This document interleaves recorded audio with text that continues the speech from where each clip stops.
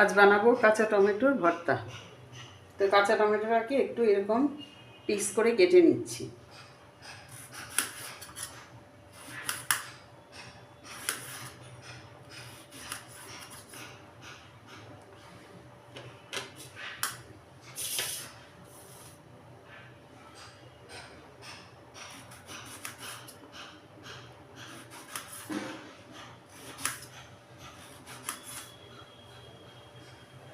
তো কাঁচা টমেটোটা এরমভাবে কেটে নিলাম। দুটো পেঁয়াজও কেটে নেব সাথে।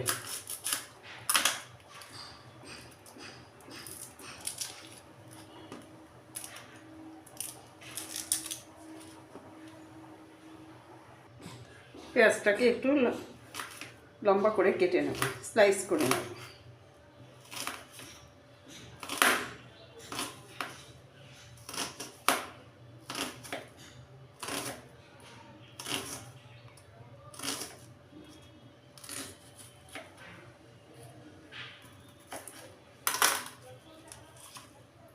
এরকম করে কেটে নেব।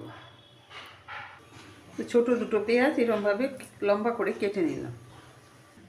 একটু তেল গরম করে নিলাম, দুটো শুকনো লঙ্কা। শুকনো লঙ্কাটা একটু ভেজে তুলে নেব। শুকনো লঙ্কাটাকে তুলে দিয়ে দুটো পেঁয়াজ কুচি দিয়ে দিলাম। পেঁয়াজের সাথে দিলাম কয়েক কোয়া রসুন, একটু ভেজে নেব। পেঁয়াজটা রসুনটাকেও একটু লাল করে ভেজে তুলে নিলাম। কড়াইতে যেটুকু তেল আছে এই তেলের মধ্যে টমেটোটাও দিয়ে দিলাম, দিয়ে একটু নরম করে নেব, ভেজে নেব। একটু নুন দিলাম, টমেটোটা তাড়াতাড়ি নরম হয়ে যাবে।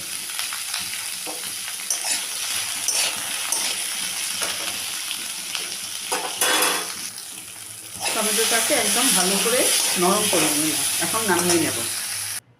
সব কিছু আলাদা আলাদা করে ভেজে নামিয়ে একটু ঠান্ডাও করে নিয়েছি। এখন আমি সবগুলো একসাথে মেখে নেব। প্রথমে রসুনটা আর পেঁয়াজটা, ভাজা পেঁয়াজটা, সেই সাথে শুকনো লঙ্কা ভাজাটাও মেখে নেব।